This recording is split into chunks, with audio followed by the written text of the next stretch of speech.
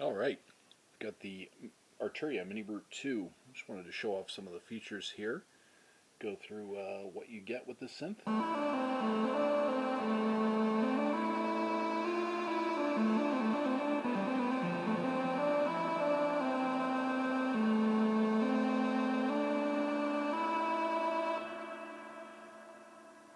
I originally bought this when I was first learning synthesis, and I kind of took a shotgun approach. I bought this and the Moog Mother 32 and a Euro-Rock setup, thinking that each would teach me a different thing, which was true, but having all the hindsight now, I wouldn't recommend this as a beginner synth.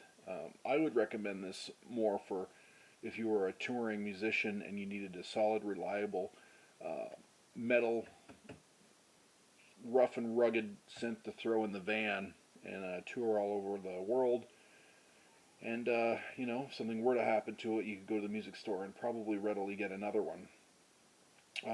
It's also, I thought it was good for kids, too. I thought it was such good construction, and these were labeled well enough, the outs and the ins, that you could explain to them, don't connect outs to outs, just connect ins to outs, and then they could have fun. And I thought it was a decent platform for kids to play with, which I've let kids play with it, and no harm came to it. So it does come with these white braided nylon-y, good quality patch cables, so that you can use the 48 patch bay.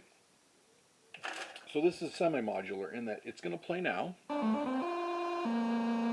but you can also break the connections, the internal patching, with the 48 points, and each of these modules becomes a module. Like, you could use just this, or just this piece, or just this piece, or just this piece, breaking out from the in and outs over here. But let's start at the top left corner of the machine. So you have two LFOs up here, 1, 2, plus the VCO2 could become a third one, plus the ADSR, this area here could become a fourth one. So there's plenty of LFOs, or low frequency oscillators, so that you can do automatic motions through CV, or you could even you could have the LFO audible. It could become, you know, music if you turn the rate up high enough. This is the oscillator 1, VCO 1. So here's what it would sound like. I've got a lot of other funky things about it here. I'm just trying to get a pretty straight up square wave happening here. Sawtooth.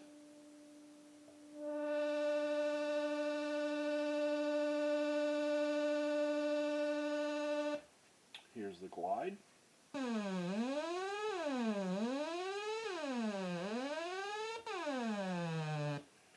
Here's without the glide.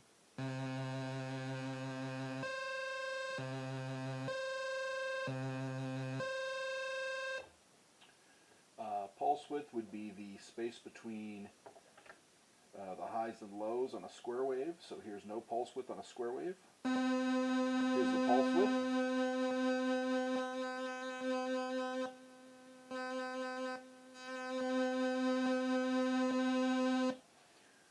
Triangle, or the metal triangle. The metalizer feature.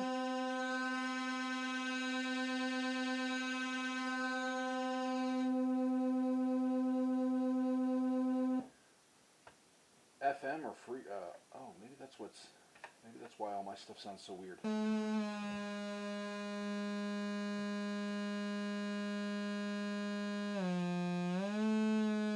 There we go. Now I've got a normal sawtooth, and that's probably going to add the FM. We've got ultra saw.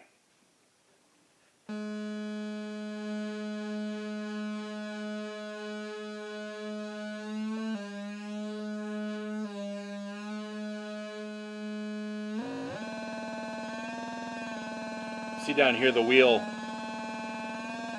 affects these.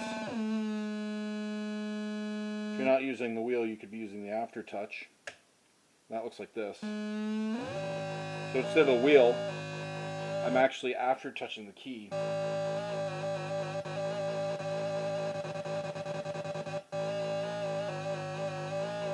it's like you push down and you push down again. That's the same as doing this.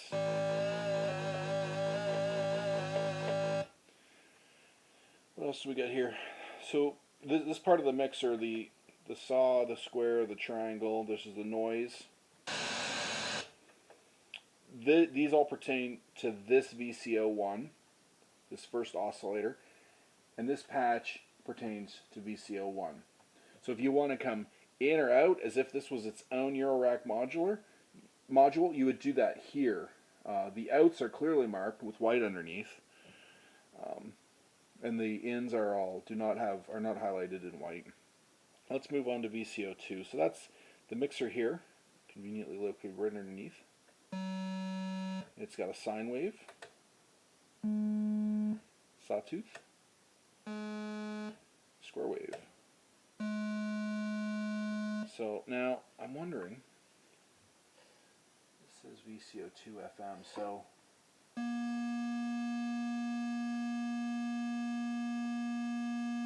don't know how.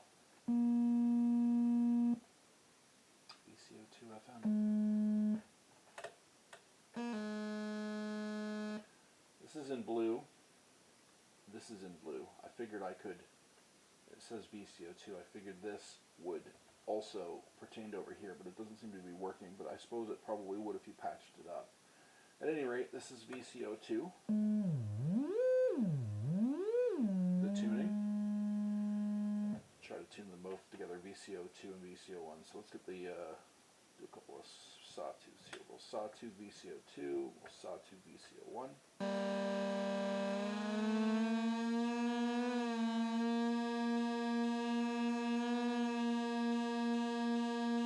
It's close anyway.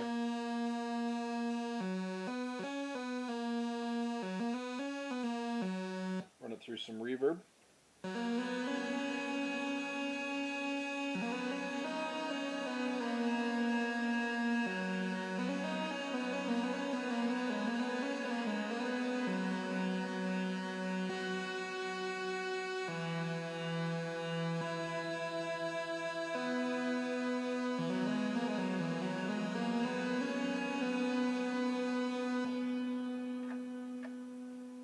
Turn the reverb off. This here's your, I'll go back to the first VCO, we'll do a square wave. This is the cutoff.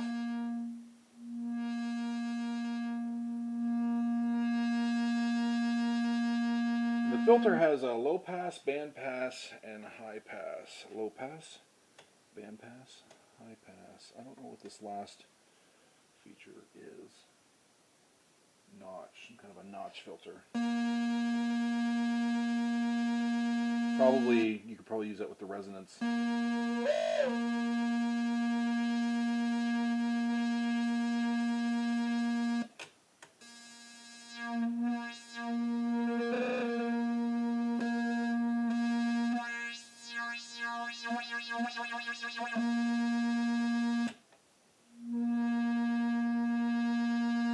So, the filter sounds alright. It's not a Moog filter, there's no doubt about that. It doesn't sound that good, but it does alright. FM plus.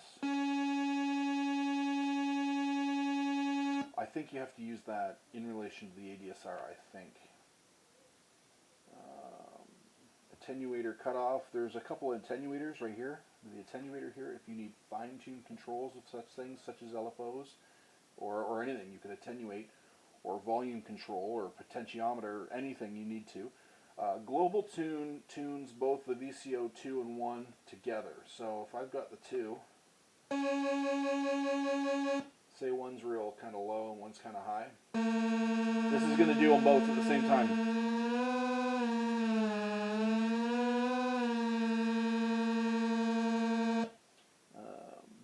Another attenuator here. So there are 2 attenuators. So just like right there, there's a nice little module. Including, there's how you open the VCA. So right there. there's a module. So Behringer's Roland clone of just that modular there, there's $110 worth of value right there. $110 value right there. $110 of value right there. So to get this many modules in a even at Behringer's, which is the most affordable Eurorack modules out there, I believe, the value is here. Like, you could just start adding it up and go, there's $110, there's $110, there's $110, there's $110. Plus your mixer would be $110, but you wouldn't even get the keyboard. What else do we got here on this? So the mixer is, these all pertain to this oscillator. Here's your sawtooth, square, triangle, your noise. This EXT is external. If you were to pump in, say, I don't know why you would, but an MP3 player or a drum machine or some external sound source, other Eurorack modules, you would lift this fader here to let that sound in. This, as we discussed before, is oscillator 2. This is your ADSR. Now, I was having trouble getting this working earlier, but we'll see if we can get it to go. Oh, I need the sound first.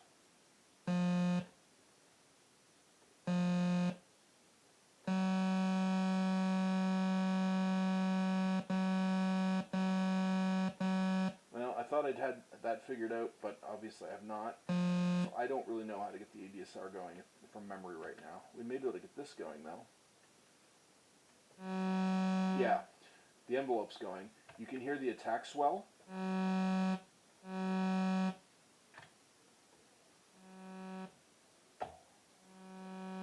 Takes forever for that attack to get going.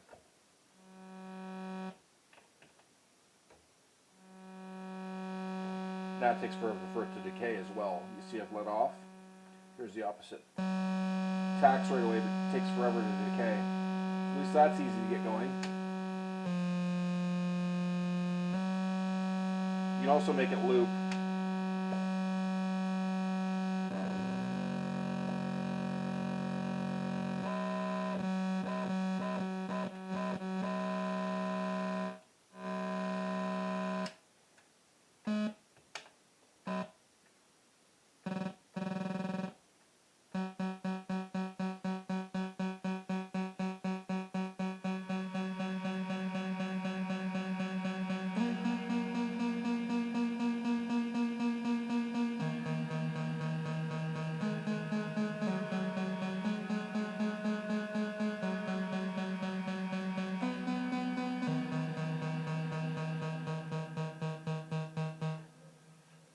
So the 80 envelope I can figure out, the ADSR envelope is a mystery to me. I could probably hook it up in a traditional way through the VCA, through these controls, and figure it out that way.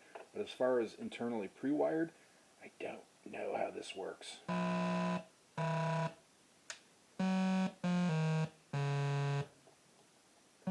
Oh, I felt like it might have been working. Huh. Crank this thing. Now. No, it's not working. At any rate, yeah, so the patch panel, the 48 patch panel, we have the VCO1 here and all of its ins and outs, VCO2 and all of its ins and outs, external in, which is that one, pump into there, should come out here. Test that little theory. So let's bring the sawtooth out of VCO1. Yeah, and there it is. Coming out whether you like it or not. That's the master. Let's see. Out.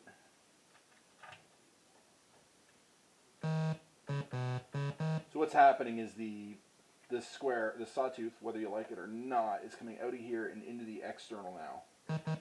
So I've just routed that from there to there. What about both of them? Doesn't seem to matter that there's both of them in play. There's your filter in and outs, or just ins, I should say. Your VCA in and out. An inverter will actually flip the wave upside down, which is cool. If you've got say you got a shark fin or a sawtooth you could put it in there and then flip it over, and you'll hear instead of like a you hear like it turns the wave inverse. We've got the ADSR in and out. We've got the AD envelope, trigger, attack, and delay, and out. We've got both LFO 1 and 2 coming out. So, for example, you could say, I want LFO number 1 to affect the pitch of VCO, right? So here's my VCO, and here's LFO affecting it.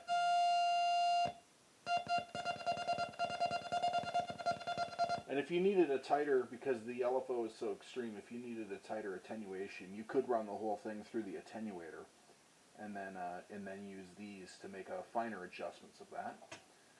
We've got oh, here's a whole VCA section down here as well. In, CV, and out. The attenuators, attenuator 1, attenuator 2. Sequencers, you got the clock, the reset, sequence, and the run. I don't know if I can make that run with, that's an out. That must be, how is that an out? And it says run. Maybe once it's run, it triggers something else. That would be sequence, the sequence to itself. Doesn't seem to do anything. And then you've got your MIDI, your keyboard, your gate, your velocity, and your modulations out. So you could hook that mod wheel to something else pretty easily. Like if we do the modular, or the mod wheel out to the pitch, we should be able to get something like that happening. Or the modulator to the, oh, I don't know, the ultra saw setting.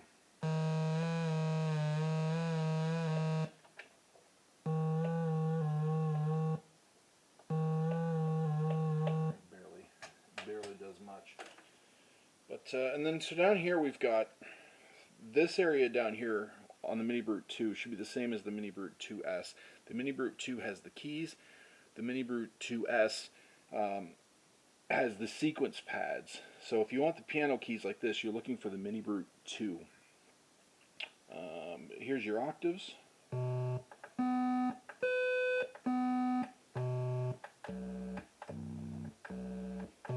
Also has a pitch wheel.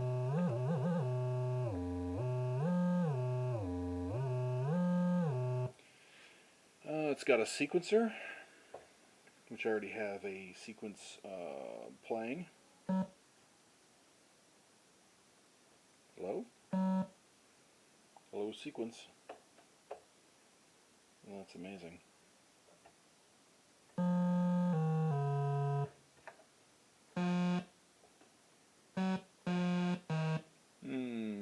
don't know what happened to my sequence.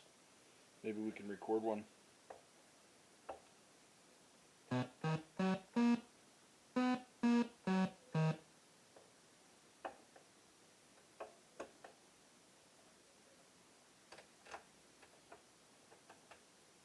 I've never had this happen before. I have no idea why my sequence won't play. It's frustrating. Will my art play? Not even. Literally never had this issue before. Oh, it's got to be something to do with this. Where's my sequence at?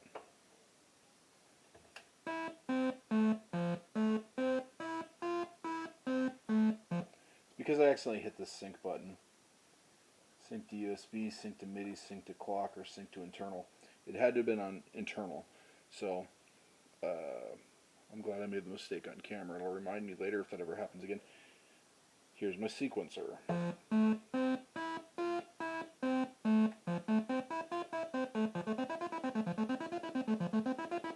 Through the reverb.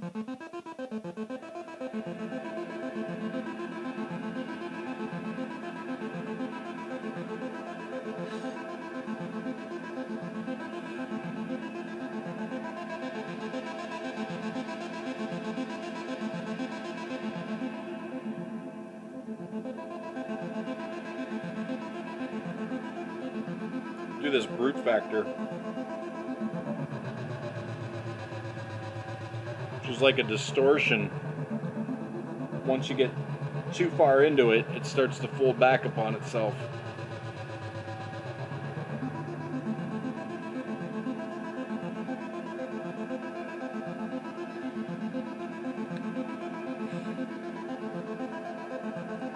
Instead of forward, the notes can sequence in reverse.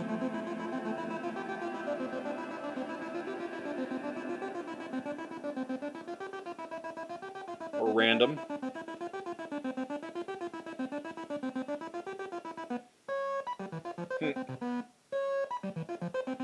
Or other modes I don't understand.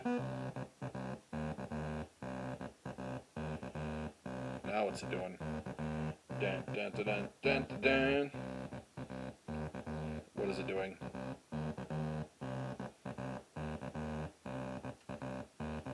That's what's fun about analog sequencers.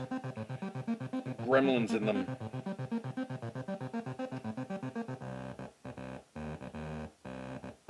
I have no idea why it's doing that.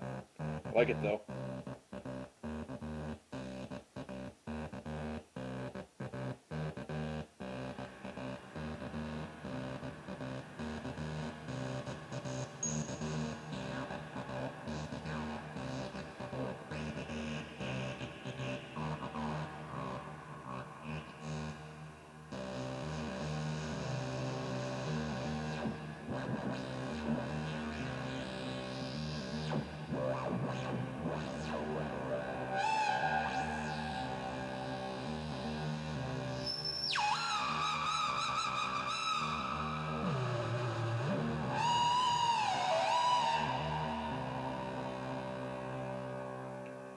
Gremlins.